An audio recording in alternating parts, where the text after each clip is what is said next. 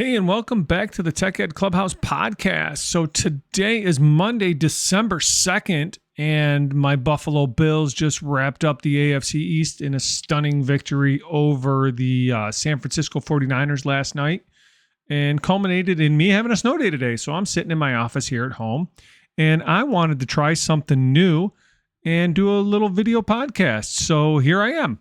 Fired up some graphics.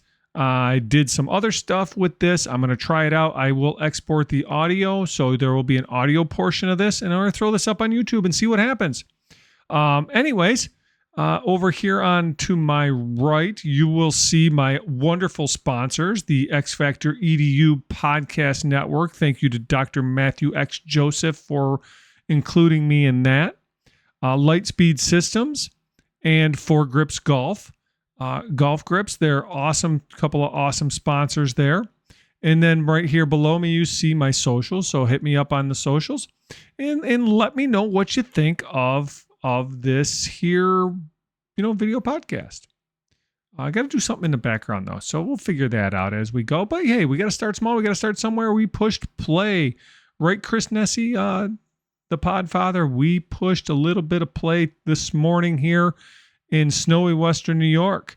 So what I wanted to talk to you guys today about is I'm building on my NYSCATE reflections here. And my NYSCATE event was a great event. If you listen to the previous episode about my NYSCATE reflections, and I talked about I talked about my TED Talk. I talked about my Ignite presentation and the awesome people that I got to meet. Today, I want to focus a little bit more on a presentation I made there. So, we're building off my presentation called Unleash the Power of Play. Build your way to a better assessment. And I'll share some stuff with you, share some thoughts on it, draw some parallels to golf. Because again, I always think that golf is a great metaphor for what we're doing in the classroom and what we're doing and just in life in general. So we'll see how this goes. And those of you that are listening to this, obviously you're not going to see the graphics, but that doesn't mean you can't head over to my YouTube channel, link in bio. Link will be in the show notes to a YouTube channel that I'm starting. So we're going to try and throw some of these things up there so you can see what's going on. And I would love some feedback on this. So please hit me up on the socials. Or reach out to me through Twitter. I'm still on the Twix. I still like the Twix, and I'm more over on that Blue Sky thing there too. And I'll share all my social links in the show notes today. So after some sponsor words, we will head over to the first segment. So let's get it on.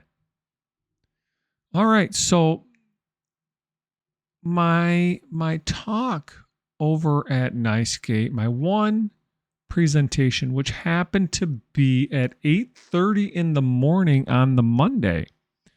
And I know what you're thinking. You're going, 8:30 on a Monday? Yeah, it was 8:30 on a Monday, and I had 40 people in my room. And I think that's the most I've ever had. And I've been presenting there since probably... Well, obviously, did I do 2020? Did we do 2020? I don't remember doing 20. I don't know. I don't remember. But yeah, probably about 4 or 5 years I've been presenting there. And it's a great conference. And if you listen to the other people talk about it, I was listening to Lori Guion and Dr. Matt Joseph's podcast, Smile Factor. And they were reflecting on it. And like Lori said, it's family, and NYSCATE is a good family from Dr. Del Corvo all the way down to the people that are just the people from Turning Stone. It was a great conference. It was wonderful. Great people. Love the event, and all that kind of stuff. So let's take a look at my presentation here. So you'll see. Unleash the Power of Play. There's my stuff. My still a Southwestern teacher. There's my cursor there. But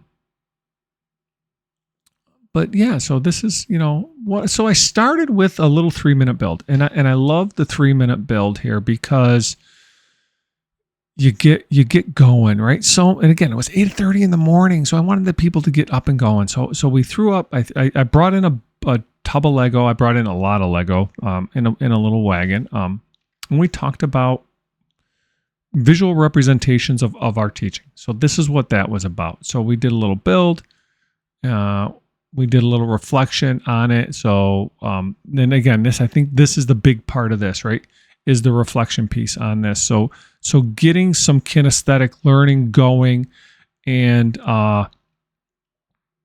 getting your hands dirty, getting moving. And what was amazing at this point was the conversations. So these people didn't know each other. Now some people came in together because we've been to conferences, right? So some people they turned and talked to people, right? And we're having conversations, and I love listening to the conversations. So my reflection questions for those of you that are not seeing this at home is what does your model represent? Why did you choose those pieces, colors, and or shapes? And then how did the process of building this clarify your thinking? Okay. And the building prompt was build a structure that represents your teaching philosophy. So it was a pretty open-ended question. And what's nice too is I like to do these is there's not one right answer. I'm not looking for a 2 + 2 = 4 situation here. I want to know how you can describe it, because that's going to let me get to know you. All right. So we did that. All right. So we did this build. Wonderful. Had some conversations there. So why did we do this, right? So here's some of my presentation. It talks about engaging students emotionally. It's cognitive development. We got some risk taking in a safe environment, and then the big part is bridging that gap between the theory, why do we do this, to the how do we use it thing. Right. So I want to be able to, and want kids to explain it. Right. So that's that formative piece. So why Lego? We get a lot of feedback. We can demonstrate understanding. It's accessible to all styles, and it's fun. Right. It's fun. It's Lego. Right. I love and I think I even brought up the ASMR of the clicking of the Lego pieces. Right. It's kind of, for me at least, a little bit of therapeutic feeling there that I get with hearing the Lego. It's not like, one of my pet peeves is listening to people chomp on Doritos or something, and sometimes that's annoying. But love the clicking and clacking of the Legos. Oh, did I say Lego? Oh my God, I said Legos. It's not Lego. It's not Legos. It's Lego bricks, right? So please. So formative assessment. We know this. We teach, we assess, we adjust. Right? We're always adjusting, just like in golf. Right? We're always making adjustments. We might have to rotate our hands a little bit, check our stance, check our fundamentals, and stuff like this. But the Lego model allows us to represent how we see the learning, right? And you can see it with the Lego without having that kid that wants to maybe share, right? So you got that going too, right? So you got that. You can hit all those kids, right? And you can create a back channel. You can do things like a video reflection, right? So you can use a flip type of thing, or a snorkel app, or throw it into a Nearpod, whatever ed tech tool of your choice that you want to do about it. And the benefits of this cycle is there's constant improvement, right? Always growing, right? Or always growing. We got some engagement, and we got real-time insights, right? And that's huge because we can adjust on the fly. And that's the art of teaching, right? So it's not AI based, it's not computer based. They're not sitting down, they're getting there. I mean, they might be sitting down, but they're getting their hands dirty. They're having fun, they're playing, and they don't know that they're learning, right? So my next build, I did a little bit of that, and then I throw another build in there. And the theme of NYSCATE was, what does learning in a New York state of mind mean to you? Because the theme of NYSCATE this year was New York state of mind. So I gave them some instructions. You're going to build a model. Think about how NYSCATE focuses on technology, innovation, and student engagement. So I gave them 5 minutes to build. And again, here with the build time, and this is huge. So this is what I'm going to challenge you guys with today, is to do like a 5-minute fun activity like this. And it doesn't have to be with Lego. And I told the people this, my personal choice is Lego. You can use cardboard, pipe cleaners, craft sticks, paper, an app, whatever it is. But during this 5 minutes, the big part during this 5 minutes is that you are interacting with the students or the people in the room, and you're listening to discussions, and you're finding out more about them, because we got to talk to people to understand people, to figure some people out, and know your students. Not that, and again, I'm probably preaching to the choir on this one, but doing some stuff like that. So gave them 5 minutes, and my reflection questions upon the completion were, again, what does your model represent? Why did you choose these colors and shapes? How did building the model help you understand the concept? And then what was challenging? And I gave them time to turn and talk. So we did a think, pair, share type of scenario here. And again, the laughter, the creativity, the joy that was just the sheer joy that was in the room was awesome. I couldn't have asked for much better interactions with these people that came in late. Got buckets of Lego. My room person was awesome with helping me out, and they built, they shared. There was laughter, there was joy. People that didn't know each other were talking, and I think that they came out of there with a little bit better understanding of what was going on. All right. So again, questions don't have to be, super specific. We want them open-ended when we're doing some of this reflection, because we want to give the kids room to explain, and we want to give the people some choice, some voice in how they present their information. And I think Lego does a great job of that, using the bricks and things like that. So then we talked about how we can devise some prompts. Well, we had a few things. We wanted to obviously align to standards, right? So use it with your standards in mind, whatever your topic is. And again, this was a generic presentation on how are we using this stuff for formative assessment. One key aspect of it, after we, obviously know what we're looking for, keep them open-ended, right? We want to have multiple solutions to this. We don't want a cookie cutter recipe situation with this. And that is kind of a huge point, right?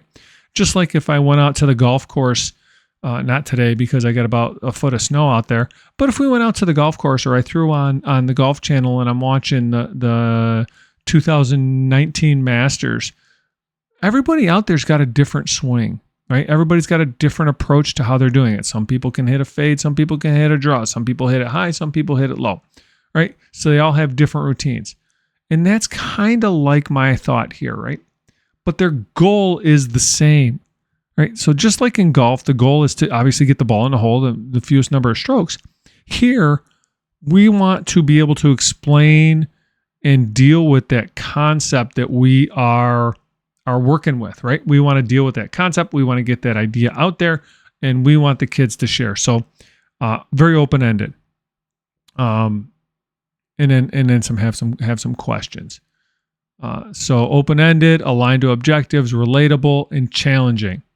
All right, and then I asked them to reflect on it. Right? We just did a build. I gave you a prompt.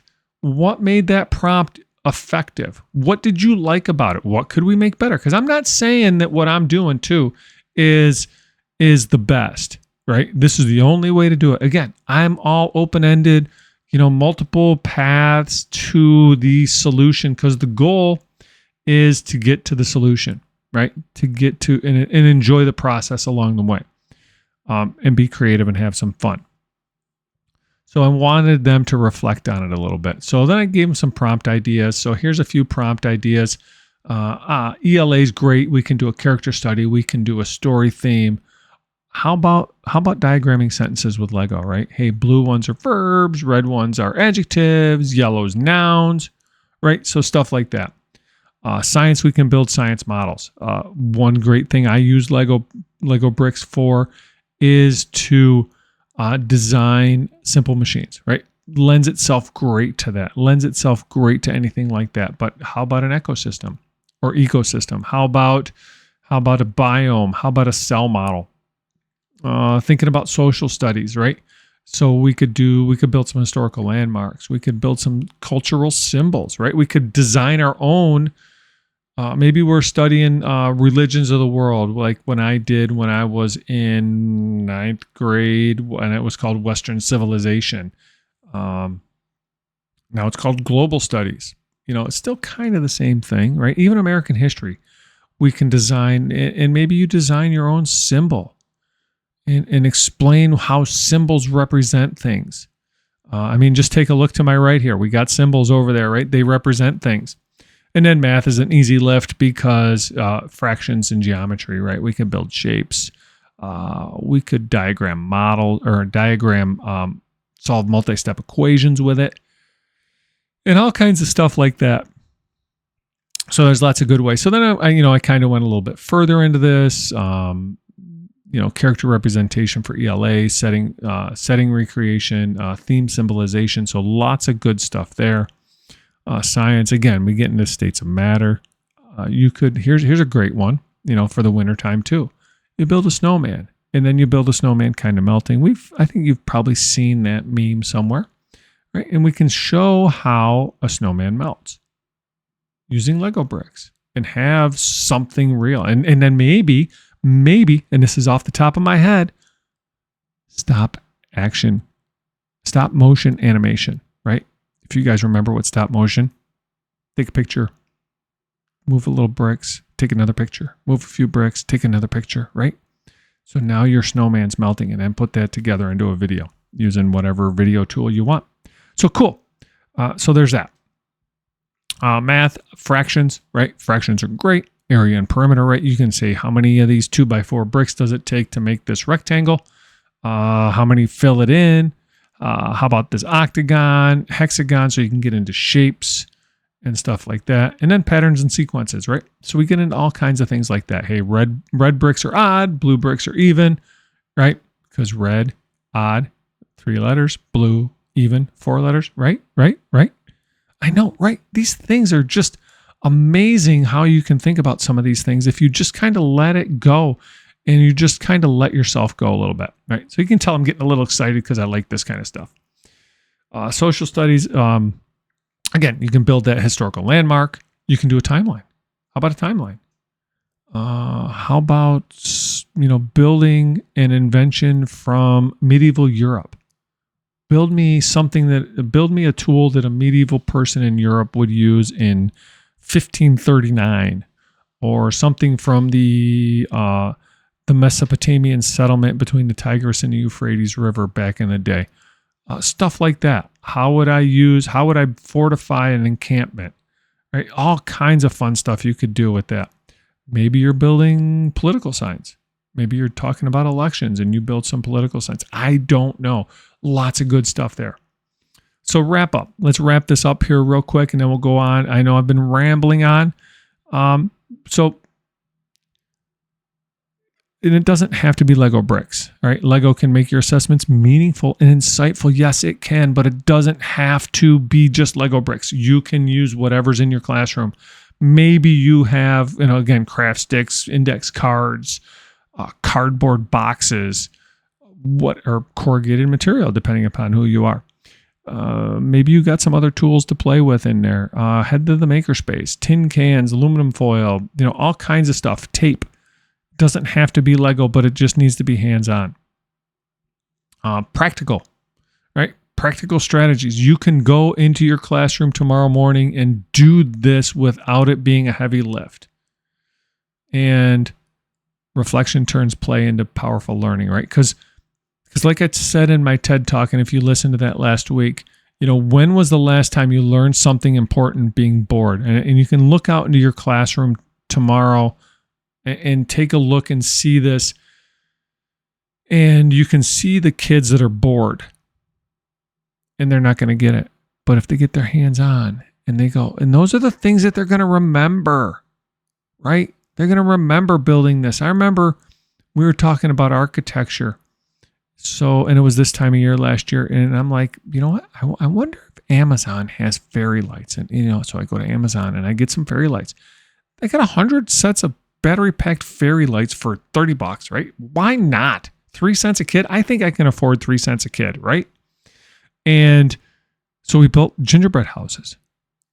12-year-old kids went crazy for gingerbread houses. So what was the goal of that gingerbread house? Well, we were doing design. We were doing houses. We were talking about architecture. We were making a street in a village, in a Christmas village or holiday village, depending upon how you want to talk about it. And we delved into Tinkercad. So we were learning some CAD in this. So we threw the houses through my laser machine, and we were talking about scale. So, and then we reflected on it. So there's some awesome stuff there that could have easily been thrown into social studies or math or ELA. Hey, let's build a village for the outsiders or whatever, right? So you got some cool stuff there. So here's some resources for that. And I built the school AI formative based assessment lab. If I remember, I will share that stuff down there in the show notes. And then you can always reach out to me there. I gave you my reach out space, Coach Thomas Tech at Gmail. You can reach out to me or hit me up on the socials. So that was fun, right? So that was fun. And so what my challenge is to you based on this, right? And I wasn't going to do all of that, but I just I got carried away a little bit, to be honest with you. So here's what I want you to do as we're going into Christmas, because it's going to be a little bit crazy depending upon what grade level you teach as we're going into the holiday season. And it might be getting yucky outside like it is here. My son is over in Erie, Pennsylvania, where I don't even know if he can see his car. He's over at Penn State over there in Erie, Pennsylvania, right in the middle of all that snow. And, you could do some fun stuff with that. But what I'm going to ask you to do, anyways, I tangented there. What I'm going to ask you to do this week is I want you, and then maybe you can challenge a colleague. I want you to do a 5 minutes, right, out of this week. I think you can spare 5 minutes. It doesn't have to be every class, right? Maybe you start with your class that's awesome, right? Or maybe you start with your class that's not so awesome, right? And maybe you do like both and share and compare, contrast, and reflect for yourself on what happened and see if the engagement changes a little bit. But anyways, I want you to do 5 minutes of play. I want you to do 5 minutes of some activity where the kids are doing something fun. And that might be a drawing challenge. It might be a Lego build. It might be one of these formative assessment pieces we talked about here. Or it could be even just something, just something, an exit ticket, an end of the class day, or a bell ringer type of situation. Instead of throwing maybe a math problem on the board, maybe you do something a little bit more fun with it, and you can get some stuff while you're doing your administrative tasks. So maybe you want to build, and I liken this to like hitting a practice screen, right? So if I'm going to go practice putting, practicing putting is not the most exciting thing in the world. But I'll tell you what, if you want to increase your score in golf, make it better, lower it. Putting on the green is one of the best ways to do that. Short game, not the big picture items like hitting that 350-yard drive. Nowhere near that for me. But right? But the pros will tell you that where they make up the most shots is 100 yards and in. So the really small, the minutia parts of it, right? So get after that. So do these small little things like this. Maybe you want to build a golf course. Right? I've always wanted to do a mini golf course. And just like golf, it's about balancing the challenge and the creativity, right? Without overwhelming your students. So I'm going to challenge you to do that. And now as we kind of get back into some things here, I want to just share a couple stories. Now I've started to do some things in my classroom where we do this formative assessment type of stuff, right? So I go and we build some things. And I'll tell you, I've done this for most of my career, and I get to know kids very well. I get to know about them. I find out things, and so I'm going to challenge you guys to do this, right? So, again, my call to action here for you guys is play is fun. Play is learning. Learning happens when we're having fun and engaged. So I'm going to ask you guys over this week, you got 5 days, 4 more days, or maybe even in the next, take a moment and play, right? Take a moment, and that might get on the floor with your kids, right? Get your hands dirty. Do a quick Lego build. Maybe you're building some snowmen. Maybe you're, I don't know, whatever it is. But go out, play, get involved with your kids at the table. Don't stand in the front of the room and be the sage on the stage. Go help them out with some things. Do some formative building assessments, and let me know. Check me out. Hit me up with a DM on the X, or through Facebook or Instagram or any of the socials. My handle is @CoachThomasTech. It's right down here. Any of those socials you can hit me up on. And let's see what we can do this week to build some fun and some joy and some excitement and all that stuff into our classrooms, into our schools. And let's have a great week. Hit me up. And if you like this podcast, give me a like and follow. All right. Hit me up on your favorite podcaster setup. And let me know. Let me know what you think. I really want to find out. Until next week, I'm Dan Thomas for the TechEd Clubhouse Podcast. Keep your balls in the fairway.